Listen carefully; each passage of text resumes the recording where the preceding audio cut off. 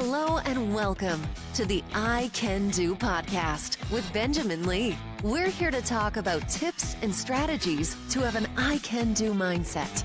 Life is what you put into it. Get the most you can. Here's your host, Benjamin Lee.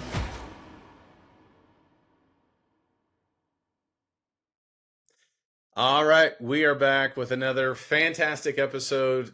Benjamin Lee here. Thank you so much for tuning in wherever you may be. We have another excellent guest that's going to help us to have a I can do mindset. He has a great story. He's passionate about exercise, about health, about fitness. Dr. James D. Walter is on the show today. Dr. James Walter is a PhD, and he's the founder and president of the Institute for the Preservation of Health. And I'm so thankful to have him on the show. He said that I can call him Jim. So Jim, how are you doing, sir? I'm doing well, Benjamin. Thanks. Thank you for allowing me to be here. I can do is awesome. Love that mantra. And as we'll see when we get into this, that's a lot about what my message is, what you can't do, but what you can do. And so we'll delve into that a lot more, I'm sure. Yeah, absolutely. We definitely have a connection. I think it's been, Jim, probably, I don't know, maybe 8 or 9 months. We had an initial conversation, I think in November, December last year. So I appreciate your patience and certainly looking forward to learning more from you. We were talking a little bit about Marvel movies and my background. I was just saying, as you can see, I'm a big Marvel fan, and that's where I Can Do came from, where I have an implantable cardioverter defibrillator. So I got that when I was 30 years old, and that was a big shock about just how my life was going to change with this genetic heart condition. But I'm really thankful for my mom. With she was just always positive. She still is, even today, and that's been a tremendous blessing. And so it's always interesting just how different things can impact us and can have a lasting impact. And I want to start with you with that, because you have a really powerful story, and I'd like for you to share your personal story, really where this origin story for you began to getting you to this point of creating this institute and just being passionate about helping other people be in the best health as possible. Yeah. Thank you for that. So, unfortunately, the foundation of it is based on a premature death from my father. He died at age 45 from his third heart attack. Now, as you mentioned, I'm trained as a cardiovascular exercise physiologist. And so I spent 10 years of my career doing preventive and rehabilitative cardiology. And it was an awesome opportunity. You would take people with really bad levels of heart disease and rehabilitate them and allow them to re-enter the world, if you will, to some degree, with a level of confidence that due to this damage, I'm not done and you can do more. But what always bothered me in thinking about that is that we're a step late. We're rehabilitating. Why can't we prevent? And we did that. We had a program for that as well. And that's where I really wanted people to think. And then I made a change. I left the rehab world and I entered into the pharmaceutical industry. But what never left me was this feeling that people need to and can do more to be able to have an impact and an outcome on their own health. And the answer to that is what we were doing in rehab and what we talked about. You did earlier, you got your exercise in. Yeah. And that's the exercise. Yeah. And so what the problem with that, though, is that if you were to take a moment right now and pull up the CDC, the Centers for Disease Control and Prevention website, you'd find out that more than half of Americans do not exercise. A full 25%, this is by the CDC, are completely inactive, sedentary.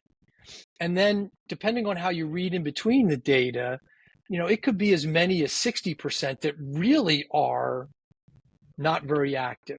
Mhm. And so it's weighed on me. And I start to think, if we've got such profound evidence demonstrating the benefits of exercise, and we've consistently shown this and people don't do it, or perhaps we sending the wrong message. And so I then take that and go back to my father, and I look at his life. And in his short life, he managed to have 8 children at such an early age. And so you think about his day. He would get up. He was a small business owner. He owned his own business. And so he would go to work all day and then come home and maybe try to spend some time with his kids, have dinner with the family, try to get off to one of our sporting events or practices, come home, help us with the homework, and maybe have to do some work on his own, and then it's off to bed. So, when I thought about his daily life and think about people that I talk with, that you talk with, and it's like, okay, but when can I find the time to exercise? It's hard. And so I want to be very clear, very clear. I would love and would want people to exercise on a regular basis. The CDC also tells us that that's 150 minutes or more of moderate to vigorous physical activity during the course of the day. But sometimes people just don't have the time to do that. Yeah. Or they don't have the motivation to do it. So as we'll get into here, then I started to think, okay, what would be acceptable to people? What could everybody do? And so that's where my message has changed, is to try to address the masses is, can you just simply move more? Mm. And so if I were to tell you, please don't, but if I were to tell you to get up out of your chair right now, you would have just moved more. Yeah. And so a lot of people don't recognize that there's a lot of ways that we can build more movement into our day. Mm-hmm. And that's what I'd like to get people to do, because that can also, and I'll be happy to share some data, that shows that has health benefits. But if I could get others, like I wish my father had, to be able to move more, perhaps it could have had implications for his health. Now, this is a while ago, and he lived during the typical meat and potatoes type diet, and there were other risk factors that he had. Right. But it could have made a difference. And so, yeah, that's what got me started. And I was 13 years old when my father died. I had a sister who was 1, and I'd just rather not see children lose a parent at such a young age. And so that's what's driving me to try to get people to do more. And if it's not exercise, it's at least to begin by moving more throughout your day. Yeah, I appreciate your vulnerability. Number one, that really resonates with me with my son. Just thinking about him being the same age, and my dad died when he was young as well, 59 years old. You mentioned how that really stuck with you throughout the years in your professional career and development and progress. When did you get to that point, Jim, where you're like, okay, I can't take this anymore. I'm going to be the one to help make this change. So you were 13 when that tragedy happened. What period of your life next? Was that 10 years, 20 years? Walk us through that, where you just got to that point of, yes, now is the time. So it was probably when I got into college. Okay. So in addition to being young when my father died, and my family, well, let me say it this way. I was the first person in my family to ever go to college. Gotcha. I didn't know what that was like. When I started looking into college and then picking courses, in the book it said, you only have to go on Monday, Wednesday, and Friday. And I'm like, what about Tuesday and Thursday? I mean, I've always gone to school every day of the week. And so I just didn't understand. And I really didn't know what I wanted to do. And so then I got in and I started taking courses. And then I learned about this like exercise physiology stuff. And I was like, okay, what's all that about? And to make a long story short, what I learned in a relatively short period of time is that exercise can be a very potent form of medicine. Now, I'm not going to tell you how old I am, but this goes back, when I started in college in the early 1980s. Okay. Okay. So then I started to think, all right. And then did I ponder? So you think of health and medicine, you usually think of physicians. Did I ponder doing that? And I did, but I'll be honest, perhaps I was scared because I didn't know this college thing, let alone medical school. But when I started to learn that through lifestyle change and specifically the incorporation of exercise and being an athlete, I was a fairly good basketball player. I played into college, played Oh, wow. baseball, played, tennis and other things as well. Were But you realize were you point guard, forward, center? I was I was largely the shooting guard. Okay. Sometimes in high school, we did have Adrian, who was my counterpart there. When he was out of the game, I would then take over point guard responsibilities. But yeah, I back in those days, it was unfortunately before the 3-point line, but I could shoot it pretty well and Nice.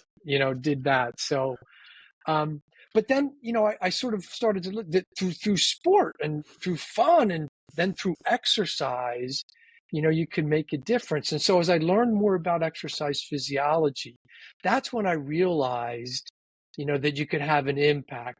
And then it got confirmed, once I finished as I was going on through my master's and my PhD. And then when I started working with patients in the rehab, that all got confirmed. And then that's where my thinking started, as I alluded to a little bit earlier, about why do we wait this long? Why do we wait to rehabilitate? And Yeah. that's why I formed the company that I did called the Institute for the Preservation of Health. Except for an unfortunate few, most of us are born into this world with health. Yeah. And so instead of having to rehabilitate it, why don't we just preserve it? Mm. And we can do that. Preserving the ability to preserve is largely driven by lifestyle.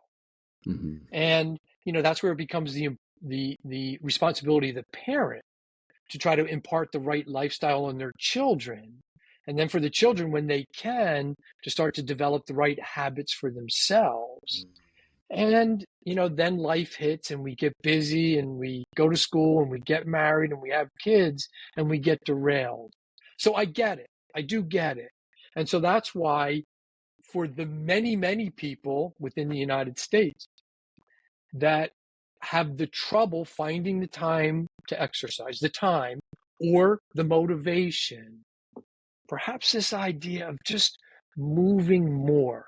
And I'll get into a little bit more what I mean by that, because a lot of people don't understand what my message is. Yeah. Yeah. Let's talk about that a little bit. Moving more. I like that idea.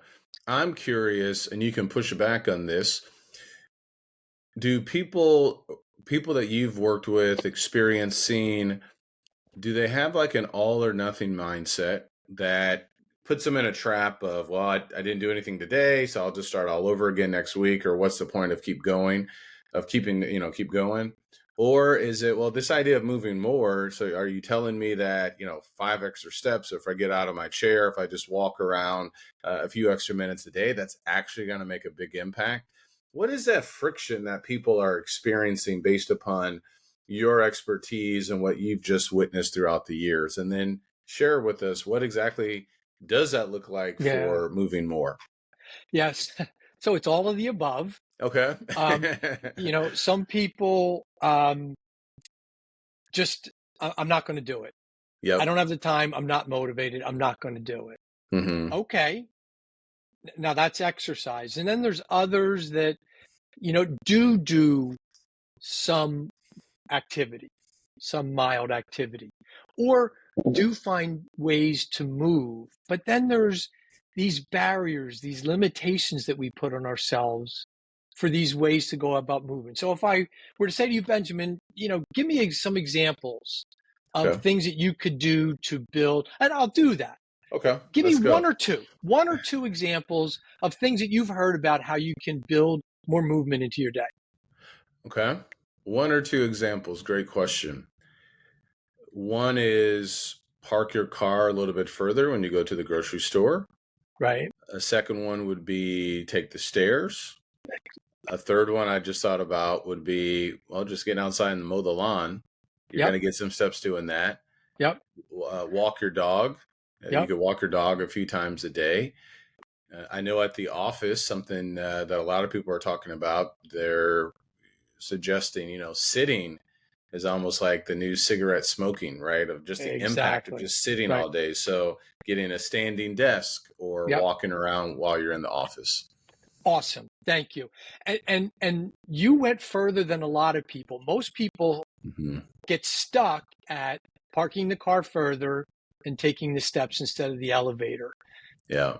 And that's because of obstacles, we place on ourselves. And so what I'm trying to do is open up people's minds to ways that they can build more movement into your day. So you're in the office, right? A stand-up desk would be great, okay? And then when you're in the office, when it comes time to use the restroom, never use a restroom on the floor that you work on. And never fill up your water bottle on the floor that you work on. Or find the furthest one that you can. When it's time to get your mail or your newspaper in the morning and it's right outside your front door, can you go out the side door and walk around instead? And you hit the nail on the head, cut your lawn. Well, and by the way, trade in your tractor mower for a push mower. That's a workout. That's right. That's right. Yeah. I mean, and listen, I practice what I preach. So, I've got not a big piece of property. I just live in a standard neighborhood and stuff. Quarter-acre piece of property here. I've got a push mower. Yeah. And I tell my neighbors, I say, you'll never catch me on one of those things. Because what I like to my mindset is I don't want a machine to do the work for me that I can do if it's physically, motivated. All right. Yeah. I mean, I'm not going to, that's not a good example. I was going to say, I'm not going to try to generate heat to be able to cook something. I'm going to let the oven do that. But when it comes to where I can do something, so I'm not going to use, the escalator either, because that's a machine doing the work. I'd rather do the work. I'm going to take the steps. I've been approached by people, Jim, but I work on the 22nd floor. Do you really expect me to take 22 flights of stairs? No. But can you I was going to say yes. I was going to say, yeah, take the stairs, man. That's your workout for the entire day. Maybe eventually. Okay. But why don't you start by taking the elevator to the 20th floor and then get off? See, these are the things that people don't think about. And so that's the obstacles that I'm trying to remove when I talk to audiences and when I talk to people. Yeah. And I do it myself all the time. I would take my son to get his hair cut before he was able to drive, and I just sit in the chair for 15 or 20 minutes while the stylist cut his hair. And then I realized, Jim, why are you sitting here? And it was in a shopping center. So I got up and I walked around the shopping center. Yeah. And so these are where then we can build. I like to say re-engineer our day. Big word there. Re-engineer your day so that you can then move more. Now, you asked me before, will that make a difference? And yes, it does. Yes, it does. An article from a journal called the Mayo Clinic Proceedings, which you've probably heard of the Mayo Clinic. It's one of the many journals that they published. And it wasn't long ago. It was in 2020. And it cited the simple act of going from sitting to standing, not once, but throughout your day, resulted in small but statistically significant decreases in fasting blood sugar and body fat mass. Now that's just going from sitting to standing. That's not even incorporating a lot of these move more moments. And so will any one of these, and I just referred to something that I call them move more moments. Gotcha. A moment where you can move more, where you replace being sedentary with movement. Any one of them, taking 2 flights of steps a day, is that going to make a difference in your health? Mm-hmm. No, probably not. But if you do that, if you go out your side door, if you cut your lawn, if you refill your water bottle on a different floor or use a restroom on a different floor, or many of these other suggestions that I offer to people, cumulatively, over time, they can make a difference. Yeah. Excellent tips. You are a storyteller, Jim. I like what one person said. Stories give data a soul. So people hear a lot of data, 20%, 30%, 1 in 4. When I was in pharmaceutical sales, we had the posters, we had all the brochures and all of that. It always hits differently when it happens to you, whether it's your father or my father who had cancer, or for me, I had a blood clot in my right coronary artery, or whatever the situation may be. I'm curious, I'm going to put you on the spot a little bit. Do you have a story that just seems to resonate with people to help them to understand the significance of everything you're saying, or a story that maybe someone shared with you in one of your presentations or meetings that you've shared that, sometimes stories, it just clicks and it's like, oh, yes, that makes sense. Can you expound upon that or share a story? Yeah, I can. And I'll go back a long time ago to when Please. I was doing rehabilitation. Okay. And one of the patients who was that guy, that nicest guy in the world, just a true gentleman. He came into, after suffering a massive heart attack. He was in his early 60s. And he came into the program, was just wonderful to work with. But he had a psychological issue that I hope I helped him with. And I don't know what it was. I'm not a psychologist. I'm not going to call it depression or something like that. But he told me on more than one occasion, he said, Jim, I don't understand why this happened to me. I've never smoked a cigarette in my life. I can't remember if he was a non-drinker or a very light drinker, to the point where the drinking would actually be beneficial to him. He was a family man. He was a religious man. He was a small business owner. He was very successful. He was a family man. He did everything right. So why did he have a massive heart attack? He couldn't come to grips with that I've done everything right. I get it when people don't do this stuff right, perhaps, and he wasn't trying to push these on others, but maybe they're more subject to a heart attack. But why did I have it? And really the only thing that I could tell him, I'm just going to make up a name. I'm going to call him Len. So I would be having these conversations with Len, and the only thing that I could tell him was, listen, I hear you. And what I'm here to do is to tell you that if you do things that we ask of you to do in this program, we can't take away the fact that you've had a heart attack, but we can give you comfort and confidence in moving forward that you can continue on doing all these things, with the rest of your life. But here was the kicker that I tried to tell him was that, and had you not done all that you have over your 60 years of life, let's just say in the controllable years, so in the last 40 years of your life, you might have been in this program 25 years ago. And it's hard for people to grasp that a lot, Benjamin, because, if you think about high cholesterol, you don't feel that. It's just a number in your blood test. even something that some people may perceive, but not really, high blood pressure, people don't feel that. Sometimes there might be some kind of a reaction, but a lot of the things that we do, people don't feel. And so we feel that we're fine. We feel that we're okay. Your health is something that you need to take care of every single day. Every single day. You should invest in it. I would argue your health is the most important asset that you have. You can't live a family life as well as you'd like to if you don't have your health. Yeah. I'll ask you this. I'll ask you to think about this, but Okay. you might not be able to give spiritually what you'd like if you don't have that good health. Yeah. I'm not saying that you'll live a bad life, but you might not be able to do as much as you want to do.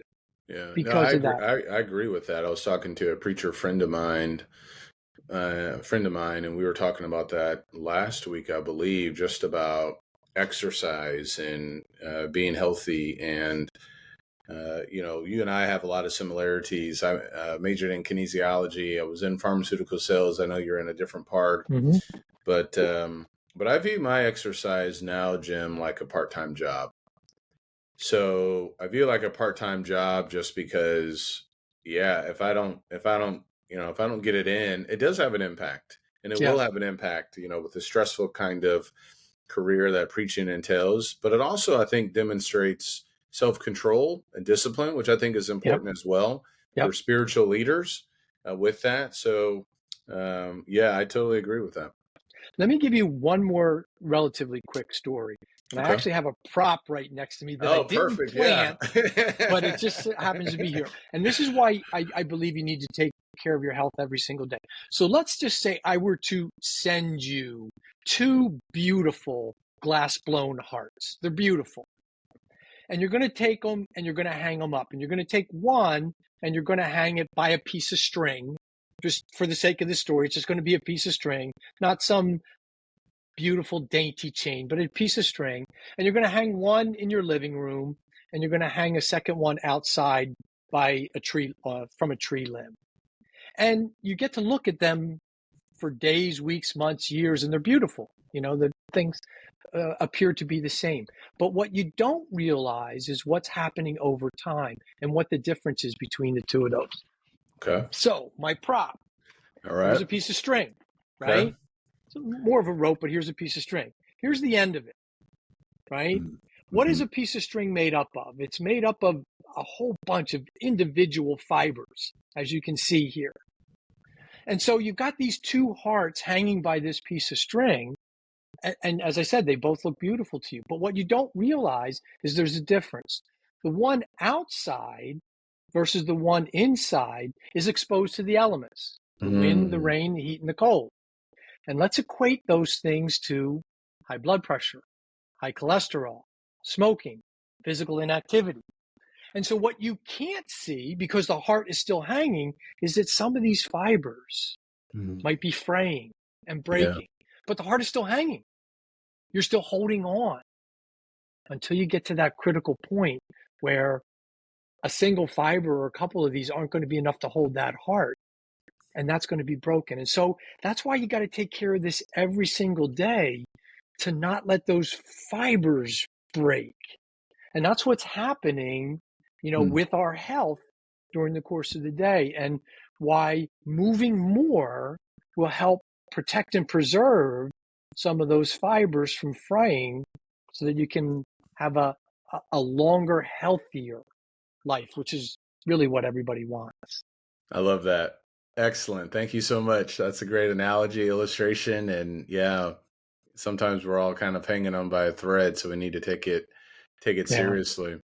Talk to us a little bit about the institute that you are the founder of, the Preservation of Health. What does that look like? What does that entail? What services? Where can people find this and connect with you? Yeah. So you may have heard, because it in fact may be a spiritual story, but There's a story of the rocking chair test. And the rocking chair test is, an elderly gentleman or an elderly lady. Just picture one of those southern houses with a beautiful porch, and you're sitting there and you're reflecting on your life at 80 years old and all the great things that you did, and all the family accomplishments and the impact that you've had on the world and in people and stuff like that. And then you're also sitting there thinking about regrets.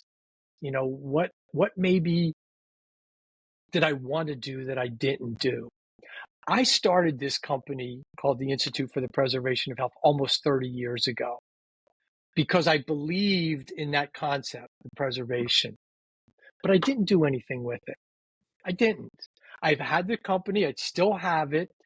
I had plans for it, and I let life get in the way, especially when I had to make the transition from the rehabilitation to the pharmaceutical world, which, as you know, involves travel and being away from home and a whole bunch of other time commitments. And I, several years ago, 5 or 6 years ago, I'm thinking, I'm not quite there for the rocking chair test yet, but I'm thinking, I still haven't done this. And it's an important message. And I know it can make a difference in the lives of people. I've got to do it. And as you said, I've been told before, I am a storyteller. And that's really how you get messages across, is through stories of glass blown hearts and pieces of string and all that kind of stuff. And I was like, I got to do something. I've got to do something. So although being a very comfortable speaker and having given hundreds of scientific presentations, I decided to take a very high-level public speaking course because I wanted to make sure.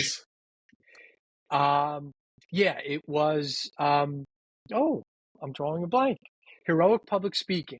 I've heard of heroic public speaking. Yeah, that's on the East Coast, right? Yeah, and now they're just referred to as heroic.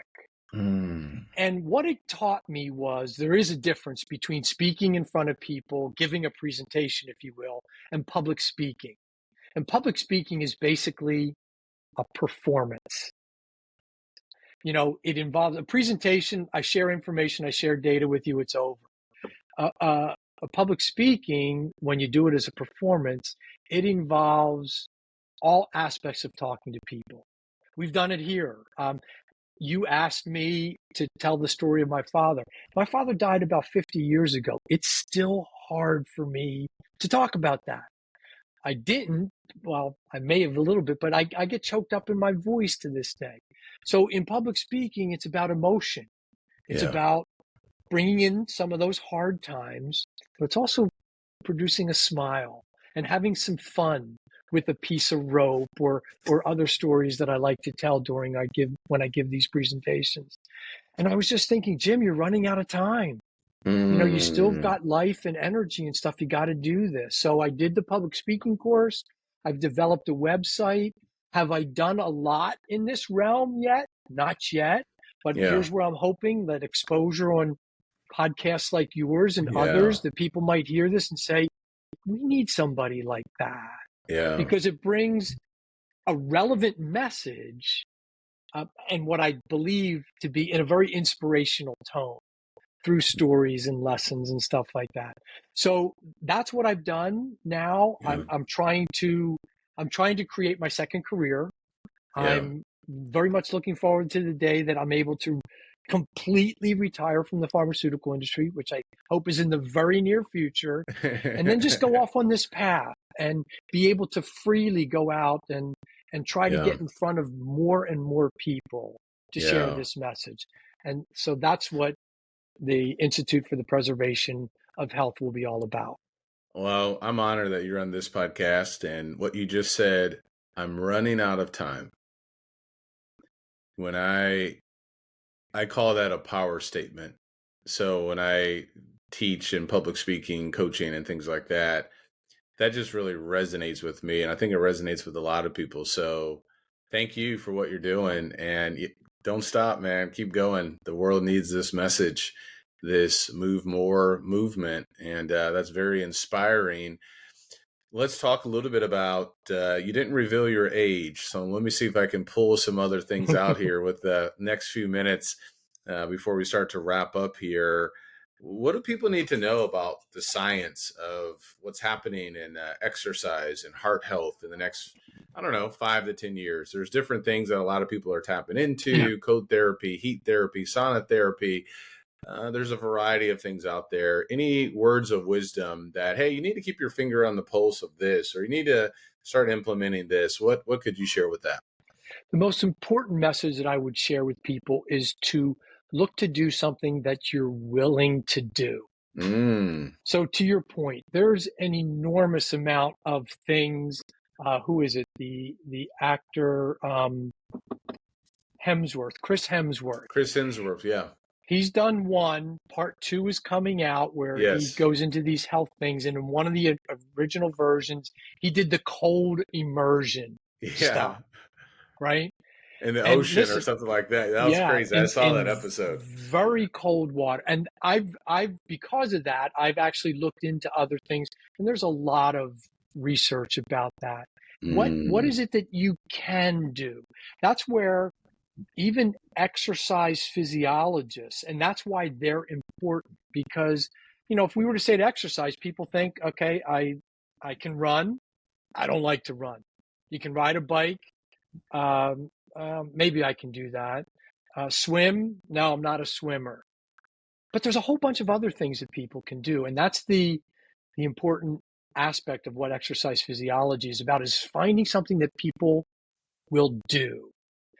And so that would be the most important thing. Listen, It's not going to change. There is profound and consistent research over the last 5 or 6 decades that says and suggests that exercise is arguably the most potent form of medicine known to mankind that we'll ever see.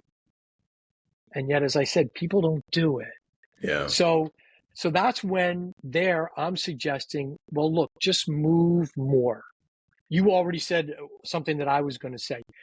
It's been alluded to in articles and magazines and stuff like that already, that sitting is the next smoking. Let me tell you, in 5 to 10 years, there's going to be a profound amount of data to support that. There's not a lot right now. There's some, but it's just going to get piled on. So don't wait for 10 years. Look for the ability to move more now. And I've shared 5 or 6 different ideas on this. What I also encourage people when I speak to them is just put on your thinking cap, eliminate barriers, because some of my suggestions might not work for you. If you live in an apartment building, you're not cutting your lawn. So that's not going to work for you. That's right. But that's what right. can work for you? And that's what I try to do is take the blinders off of people to allow them to think, oh, okay, I get it. Side door versus front door, walk when I drop my child off versus sitting there. And restrooms on different floors, filling water bottles on different floors. By the way, you fill your water bottle more often, you're going to have to use the restroom more often. So you get more movement that way. Right? That's right. That's right. So yeah. Benjamin, more and more is going to come. Okay. Find something that works for you. But more importantly, look for these little subtle ways that you can replace being sedentary with movement as a starting point. And what my hope is if people start to do that, then maybe they'll be closer to that ability to exercise. And that obstacle of 150 minutes, per day of moderate to vigorous physical activity, maybe that won't seem so far off. Yeah, no, I love that. Do you have any recommendations of websites, reputable websites where people can go if they want to do their own research on their own with exercise and things like that? There's so much noise that's out there, the social media influencers and things like that. Yeah. But yeah. Any websites you might be able to recommend, or subscription magazines that someone wants to elevate and step up their game with fitness, health, science that you could share? Yeah. So an organization that when I was doing the rehab, there was no need for me to be involved when I made the transition to the pharmaceutical industry. But the American College of Sports Medicine is arguably the leading organization. You're shaking your head as a ACSM. kinesiologist. Yeah. You know Yeah. of that. There's also an organization called the Institute of Lifestyle Medicine. So that's a little bit more practically oriented. ACSM is where you'll find the data, the science, the research. The Institute of Lifestyle Medicine will have some suggestions of things like mine on there, and how you can incorporate not just exercise, but proper nutrition, avoidance of smoking, all the other risk factors, and some ways to do that. And they're more science-based, credible organizations. I'm going to put a plug in for myself, Yes. JimWalterSpeaks.com. It's small, but it's mighty at this point. And from there, people can just get ideas. I post these move more moments that I update all the time because I come up with new ones every day. And because I look for them myself, I take the blinders off myself. So if people are able to, look into those three to get started. I don't like to give lots of suggestions because then you get lost in all your suggestions and people tend to do nothing. So there's a couple that people can turn to. I love books. I collect books, read them. What book recommendations? It could be any genre. I'm curious that you want to share. It's interesting. For me, it's more about, and what I learned a lot about was inspirational stuff. All right. And that's what drives me. And so some of those things like, are you familiar with Zig Ziglar? I am. Yeah. So, I forget the name. Oh, I know the name of the book, but I forget it. But one of the quotes from one of his books, and it's a mantra of mine that I'm using to drive myself. He says that you can get everything in life you want if you help enough others get what they want. See you at the top. So that's his. I love that. Tony Robbins, I know that sometimes he's somewhat of a polarizing figure. People love him, some people don't. I've always been able to look at the message, not necessarily the person, and he's about boundless limits. I mean, allow yourself to do what you want. Don't hold yourself to self-imposed limitations. Look beyond them. Give it a try. Yeah. And then, again, in the spirit of, my wife drove me to this. There's a book over my shoulder here. It's called Think Again. And it's by Adam Grant. He's a professor at the University of Pennsylvania. And Think Again, it's like, it's so commonsensical. If I were to tell you, to exercise, that you need to exercise 40 minutes a day, and you say, okay, Jim, great, thanks. And then in 3 months, I were to tell you, no, now you got to exercise 80 minutes a day. You might say, well, Jim, you're a hypocrite. You just told us 40, now you're telling us 80. And in Think Again, what Adam Grant tells us is no, you've just learned. So your way of going about things has changed because you've learned. And that's not a hypocrite. That's smart. So I've managed lots of teams here in the pharmaceutical industry, and it's messages like that have helped me. So if you haven't, Benjamin, that's a book that I would highly recommend. Yeah, I have not read that. I am familiar with Adam Grant, and I'll have to definitely get that. One of the things I like to say with books, I had a preacher years ago, he would say, it's like eating fish. Eat the meat, spit out the bones, right? So, like what you were kind of talking about, right, with the message and things like that. Yep. So I'm listening to right now the Let Them Theory by Mel Robbins, which is a pretty fascinating book. So, a lot of books I can't always endorse everything, but nonetheless, I'm learning a lot from that book. And I made some assumptions about that book. I was like, nah, I'm not going to read it. But it's it's pretty detailed with a lot of different things dealing with relationships. So yeah, I'm a big Marvel fan, as you can see, a big book fan. My mom would take me to the library growing up. We didn't have a lot of money back then, but we did have books, and Yeah. books just give you so much data and wisdom from other people that have poured themselves into these books. One of the biggest ones that had a big impact on me in college was Body for Life by Bill Phillips. You know, he put together that 12-week fitness program, which Yeah. so many people mimicked. And I was using his EAS products, Metrics products, and eventually in 2016, 2017, was in a workout group with him, and then eventually got to speak at two of his camps. So it all started with a book, and you never know, where a book may take you. So, Jim, this has been fantastic. I appreciate your zeal, your passion for health and for life, and what you mentioned about Zig Ziglar's quote about helping other people, and Yep. that's exactly what you're doing. I love this I can do mindset and mentality. Leave us or close us out with a word of wisdom. Yeah, I think I would just have to go back to what my message is about. Yeah. Move more. Just take the barriers off and move more.